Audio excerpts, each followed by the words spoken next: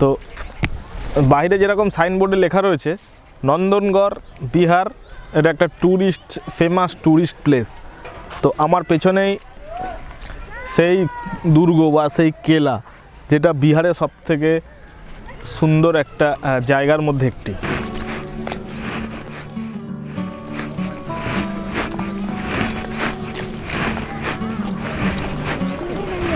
তো ইতিহাস চোখের সামনেই জল করছে।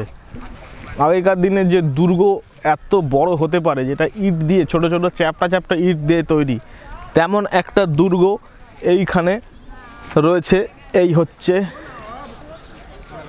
নন্দনগড় দুর্গ। আজকের ভিডিওতে আমরা বিহারের একটা সুন্দর ঐতিহাসিক জায়গা দেখে নেব, যেটা রয়েছে বিহার রাজ্যের মধ্যে চম্পারণ জেলার লোরিয়া নন্দনগড় দুর্গ।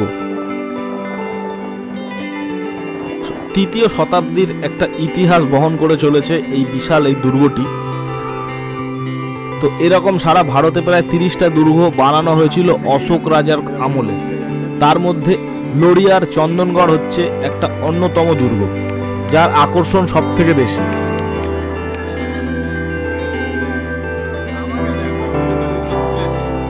আমরাও এমন একটা দুর্গর ঠিকানা পেয়ে বিহার অঞ্চলে পৌঁছালাম। লোরিয়ার একটা বাজার থেকে চিনিকলের পাশ দিয়ে একটা রাস্তা, সরু রাস্তা চলে গেছে দুর্গের দিকে।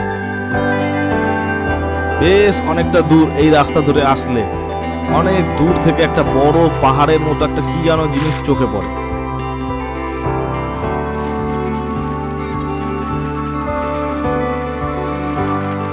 সামনে একটা বড় বড় বাঁধানো গেট।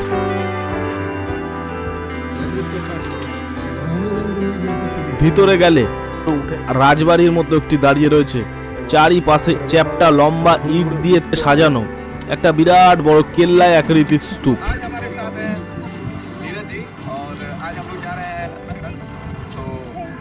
1861 সাল থেকে এরকম একটা ভগ্নাবশেষ খুঁজে পাওয়া গেছে। তারপর থেকেই এরকম জায়গাটা এরকম পড়ে রয়েছে।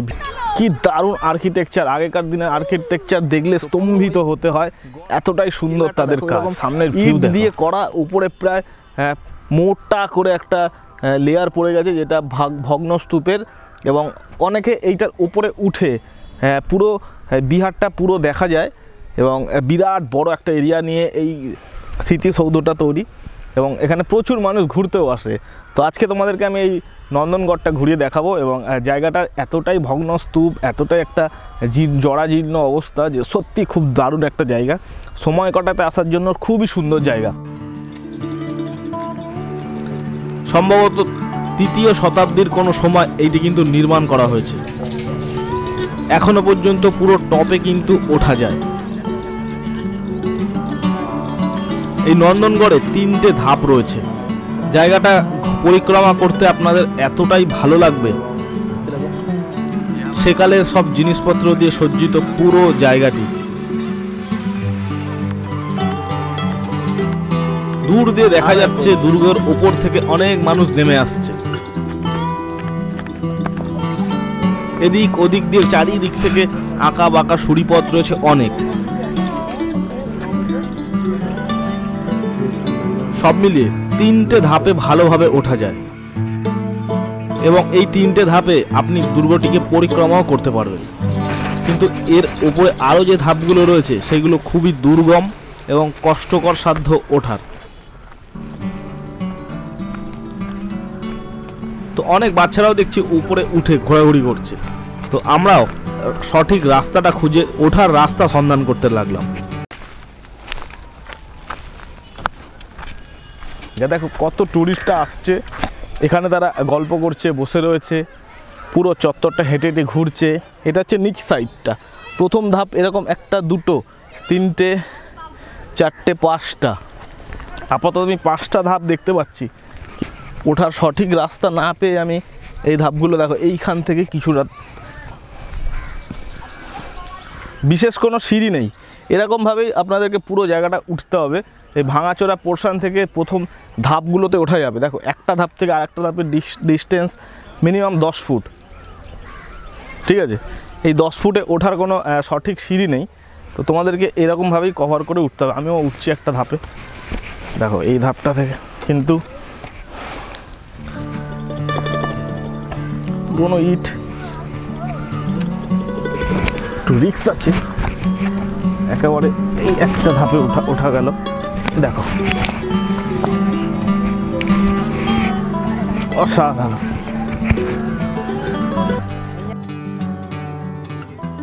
লম্বায় প্রায় 32 ফুট উঁচু এই কেল্লাটি বেলে পাথর দিয়ে তৈরি। 1862 সালে আলেকজান্ডার ক্যানিংহোম সবার প্রথম এটা খনন কার্য করে কিছুটা খুঁজে বার করে। তারপরে বহুদিন বাদে বাদে প্রচুর মানুষ এখানে খনন কার্য চালায়। নানান জিনিস কিন্তু এইখান থেকে বেরিয়েছে। দুর্গের তৃতীয় ধাপে 3 ফুট মাটির গভীরে এক ধরনের সোনার পাতের উপরে এক নারী মূর্তি সন্ধান মেলে। তাছাড়া অনেক মানুষের কবরও পাওয়া গেছে চারিদিকে ছড়িয়ে ছিটিয়ে। নরকঙ্কাল বেরিয়েছে, তামার কয়েন পাওয়া গিয়েছে, পশু পাখি জন্তু জানোয়ারের হাড়গোড় পাওয়া গিয়েছে। সবই আগেকার সভ্যতার কিছু নিদর্শন হিসাবে রাখা রয়েছে। এই যে নন্দনগড় যে দুর্গটা রয়েছে, এইটা আপনারা এরকম 5খানা স্তম্ভ রয়েছে, তার মধ্যে 3টে স্তম্ভে আপনারা পরিক্রমা করতে পারবেন। আর বাদবাকি এই যে 2টো স্তম্ভ, সেগুলো একদম হাঁটার অযোগ্য, যেখানে পুরো জঙ্গল আবৃত হয়ে রয়েছে, এটা উপরের দিকে। এরকম 3টে স্তম্ভে আপনারা হাঁটতে পারবেন। দেখো কিভাবে মানুষ কি সুন্দর এরকম পাহাড়ি ছোট্ট একটা পাহাড়ের খাঁড়ি পথ সুড়ি পথ দিয়ে হেঁটে হেঁটে আসছে। এদিক থেকে একটা বিরাট সুন্দর খাত, এবং এগুলো আরও 3টে ধাপ রয়েছে। এটাই হচ্ছে শেষ ধাপ। এর উপরে ওঠা সেরকম পরিক্রমা করার জায়গা নেই, এমনি হাঁটা যায়, কিন্তু এইরকম সরু জায়গা দিয়ে আপনাদেরকে এই কেলাটা পরিক্রমা করতে হবে। দুর্গের ভিতরে কিন্তু মাটি ভরা, কোনো ঘর বা চোরাকুঠুরি এমন কোনো সন্ধান পাওয়া যায়নি। সম্পূর্ণ মাটি দিয়ে ভর্তি করে দুর্গটিকে তৈরি করা হয়েছে একটা উঁচু স্তম্ভ হিসাবে। এরকম ভাবেই সরু সুড়িপথ দিয়ে হাঁটতে হাঁটতে দুর্গের দ্বিতীয় এবং তৃতীয় ধাপের দিকে যখনই উঠলাম, রাস্তা সম্পূর্ণ দুরারোহ। ওপরে কি আছে আমাদের দেখার খুবই এক্সাইটেড হচ্ছে, তাই দ্বিতীয় স্তম্ভ এসেও আমরা কিন্তু হার মানিনি। রাস্তা খুঁজতে লাগলাম যে টপে কি করে ওঠা যায়। বেশ এরকম একটা জায়গা দেখতে পেয়ে যেখান থেকে চড়াইয়ে ওঠার যেতে পারে এমন একটা জায়গা থেকে উঠে গেলাম টপে।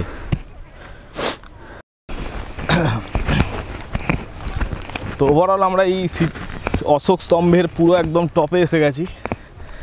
এখানকার ভিউ সত্যি আলাদা। এখান থেকে বিহারের পুরো বিশাল অংশ একটা দেখা যাচ্ছে, এবং অনেকেই গাছের মধ্যে দেখো কী ধরনের প্লাস্টিকের জিনিসপত্র বেঁধে রেখে গেছে মনোবাঞ্ছনার জন্য।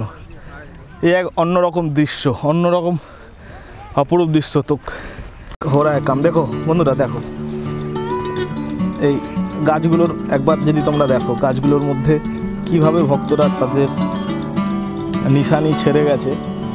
টপে আসলে কিন্তু এই এক দৃশ্য ফুটে ওঠে। দেখো প্রত্যেকটা গাছে এই হচ্ছে মাটি,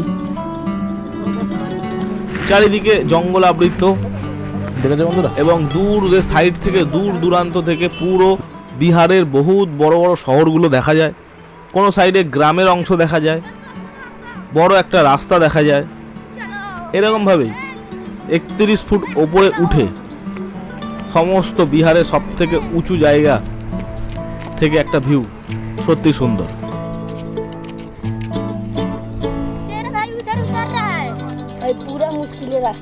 মুশকিল রাস্তা। সমস্ত জায়গা ঘুরে ঐতিহাসিক নিদর্শন এত কাছ থেকে উপভোগ করে বেশ ভালো লাগছে।